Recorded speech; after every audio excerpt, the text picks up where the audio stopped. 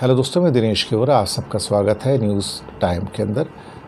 United nation का 76 founding anniversary है, 24 अक्टूबर है आज। और बांग्लादेश की पीएम शेख हसीना ने मैसेज दिया है, स्ट्रॉन्ग मैसेज दिया है।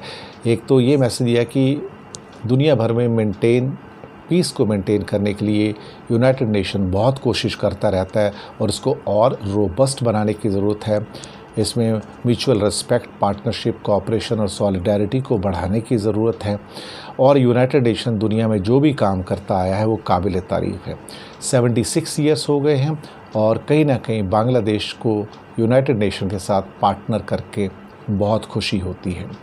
76 साल की जर्नी है जिसमें कि ह्यूमन राइट्स हो, सिक्योरिटी हो, पीस हो, डीकोलोनाइजेशन हो, विमेन एम्पावरमेंट हो, सस्टेनेबल डेवलपमेंट गोल्स हो। और शेख हसीना ने इस मौके पर बोलते हुए कहा कि Bangladesh engagement with United nation is shaped by the vision of father of nation Bangabandhu. His powerful proclamation that the Bengali nation fully commits itself to the building of world order where the aspiration of all men for peace and justice will be realized served as a guiding principle for the people of this world. ये उनके inspiration था जो culture of peace, sustainable development goals और ख़ास तौर से women के लिए उनको आगे बढ़ाने का, उनको ग्रोथ ओरिएंटेड लेकर आगे जाने का ये इनका गोल है। और यूनाइटेड नेशन की बहुत बड़ा रोल रहा है।